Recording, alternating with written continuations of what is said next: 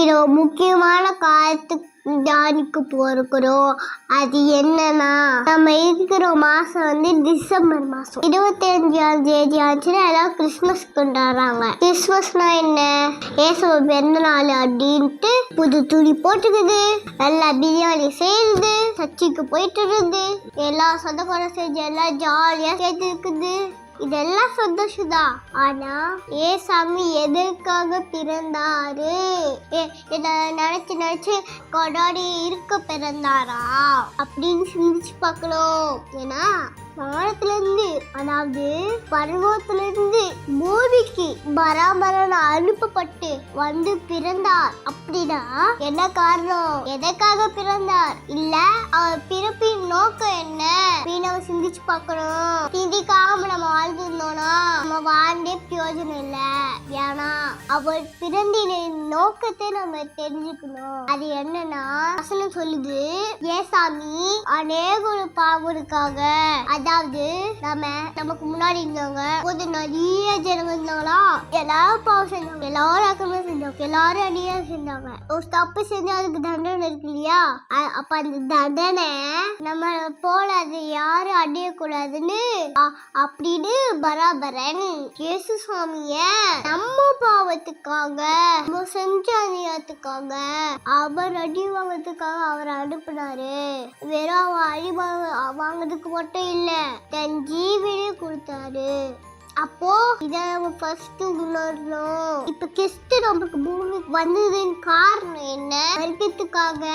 யாருக்காக? நம்மளோட பாவத்துக்காக இல்லையா? நெக்ஸ்ட் இப்ப அவர் மறைச்சிட்டாருப்பா. இப்ப அவர் ரத்தத்தினால பாவெல்லாம் மறிக்கப்பட்டுச்சுப்பா. அடுத்து என்ன பண்ணுது? நம்ம பரிசுத்தமாயிட்டோம். அப்படி என்ன பண்றது? அப்படின்னா அது வந்தாருல, 30 வருஷம் வாழ்ந்தாருல, 33 வயசுல மறிச்சாருல. மறிச்சதுக்கு அப்புறம் என்ன நடந்துச்சு?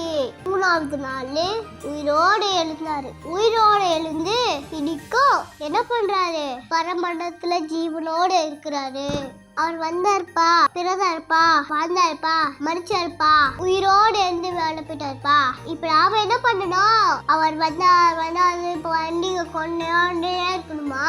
இல்ல அவர் எப்படி போனோம் அதே மாதிரி பின்பற்றி போகணுமா அப்படின்னு சிந்திச்சு பார்க்கணும். வசனம் சொல்லுது, கிறிஸ்து அடிச்சு வர வச்சுட்டு போனாரா? அடிச்சு வரனா என்னது? அவர் போன பாதை, அந்த பாதையில நம்மளும் நடந்து போனோம்னு வழி காட்டிட்டு போனாரு. எங்க போனோம்? அவர் எங்க இருக்காரு? அவர் பல மண்டலத்துல இருக்காரு. அந்த இடத்துக்கு நம்ம போறதுக்காக, ஏன்னா அந்த பிதா வாழ்ற இடத்துல ஒரு சுத்தமா இருக்கும், சுத்தமா இருக்கும். பாவியெல்லாம் போக முடியாது. இப்ப நம்ம பாவியா இருக்கணுமே, அப்ப நம்ம எப்படி படமண்டலுக்கு போக முடியாது இல்லையா? அதனால பிதானவர் நம்ம மேல அன்பு வச்சு நம்ம நேசித்து நமக்காக நம்ம சுத்திகரிக்கும்படி தம்முடைய குமார் மடி இந்த பூமிக்கு அனுப்பினார். அந்த குமாரன் தான் நமக்காக வந்த, பிறந்த, வாழ்ந்து, மரித்த, மறுபடியும் உயிரோடு எழுந்து இயேசுவா இருக்காரு. அவர் வந்த நோக்கம் என்ன? நம்மள பரிசுத்தமாக்கி நம்ம எப்படி வாழணும், எப்படி வாழக்கூடாது, எது நீதி, எது அதீதி அப்படி நமக்கு போதிச்சாரு. நல்ல வழியை காட்டுறாரு. பரபடியில் போனே வழியை காட்டுறாரு. அது காட்டுறதுக்கு தான் அவர் பிறந்தாரு. இதை நம்ம உணர்ந்துக்கணும். அதை நம்ம விட்டுட்டு அவர் பிறந்த நாளே நம்ம கிறிஸ்துமஸ் கொண்டாடுவோம் அப்படின்ட்டு வருஷம் இதே செஞ்சிருந்தோம்னா ஒரு நாள் அவர் மறுபடியும் வருவாரு. அவர் வரும்போது அவர் சந்திக்க நம்ம ஆயத்தமே இல்லாத வளர்ந்தோம்னா இங்க இருக்கிற வாழ்க்கையே வாழ்ந்துடு, இந்த உலகத்துக்குள்ளேயே நம்ம தேடிட்டு மாசம் காலத்திலேயே வாழ்ந்துக்கிட்டு வேளாண் காரியங்களை பார்க்காம ஆண்டோட வசனம் என்ன சொல்லப்படுதுன்னு பார்க்காம டெய்லி ஜெபம் பண்ணிட்டேன், சர்ச்சுக்கு போயிட்டேன், காய்க்கு கொடுத்துட்டேன், வருஷம் பண்டிகை கொண்டாடிட்டேன், அதனால படம் பண்றதுக்கு போயிடுவேன் அப்படின்னு எரிச்சு ஏமாடுதுதா ஏமாந்து நரகத்துக்கு போயிடுவோம். அதனால நம்ம கையில கொடுக்கப்பட்டிருக்கிற சுத்த வேகம், சத்திய வேகத்தை, அது என்ன இருக்குது? எதுக்கு அதுல 66 புக் இருக்குது? அதுல என்ன எழுதப்பட்டிருக்கு?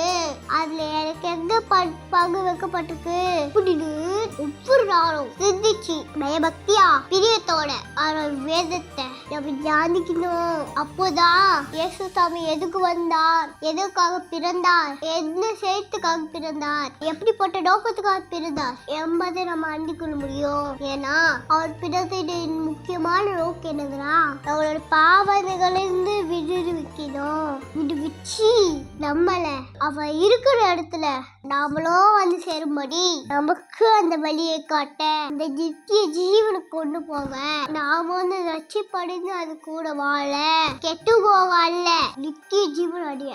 எப்படி வாழணும், எந்த வழியில நடக்கணும், எதை நோக்கி இருக்கணும், நம்ம சிந்தை எது சிந்திக்கணும், நம்ம என்ன காரியத்தை பார்க்கணும், நம்ம என்ன வார்த்தை பேசணும் அப்படின்னு நம்ம சட்ட திட்டங்கள் சொல்லி கொடுக்க வந்தாரு.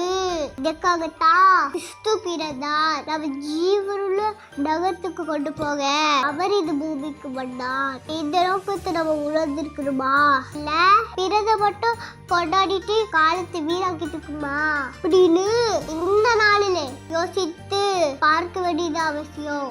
ஏன்னா அவர் மறுபடியும் வரவேன் என்று சொல்லியிருக்கிறாரு. இப்ப நம்ம வாழ்ற நாட்கள் சுத்தி பாருங்க, என்ன நடக்குது, எப்படிப்பட்ட ஜனங்கள் இருக்காங்க, எப்படிப்பட்ட ராஜ்யங்கள் இருக்குது, உலகம் முழுசும் என்ன நடக்குது, ஒவ்வொரு நாளும் செய்தி என்ன வருது, வானத்தை பாருங்க, வானத்துல என்ன மாற்றம் வருது, ஒவ்வொருத்தையும் கழிச்சு பார்க்கணும். ஆனா சத்தியத்தை சொன்னபடியே நடக்குது. அப்படின்னா நம்ம வாழ்ற நாட்கள் கடைசி நாட்கள், பண்டிகைகளை கொண்டாட்டு சந்தோஷம் போடுற நாட்கள் கிடையாது. நம்ம வாழ்ற நாட்கள் ஜாக்கிரதையா இருக்கிற நாட்கள், விழிப்புணர்வாக இருக்கிற காலம், ஆயத்தமாக இருக்கிற காலம் என்பதை இன்னைக்கு உணர்ந்து கொள்வோம். இன்னொரு நாள் தள்ளி போகக்கூடாதே. இன்றைக்கே ரட்சணை நாள், இன்றைக்கே அனுகிரக காலம் என்பதை சிந்தித்து கொள்வோம். அதனால கிறிஸ்து பெருதினை நோக்கி என்னன்னா நம்மளை தூய்மையாக்கி பரிசுத்தப்படுத்தி அவரை அடிச்சுவரை நடக்க வச்சு அவரோடு கூட பிதாவின் ராஜ்யத்துல நித்திய ஜீவன்ல வாழும்படி கொண்டு போக இந்த பூமிக்கு வந்தார். அதை நாம உணர்ந்தவர்களால் அவர் சொன்ன வழிகளை நடக்குவாங்களாய் அவரை பின்பற்றி அவர் இருக்கிற இடத்துக்கு நாமும் போய் சேர ஆய்த்து போடுவோம். இந்த வார்த்தைகளை இந்த காலகட்டத்துல குறிப்பா கிறிஸ்து பிறந்த நோக்கத்தை சிந்தித்து கிறிஸ்து அறியாதவர்களுக்கு அவரை குறித்து அறிவித்து அவர்களையும் ராகத்தை கொண்டு போக, அவர் வழியில நடக்க, அவரால் ரட்சிப்புக்காடிய வழிகாட்டுவோம். இந்த வார்த்தைகளை காது உள்ளவர்களாய் கேட்டு இதயத்தில் உணர்ந்து சிந்தித்து செயல்படுவோம்.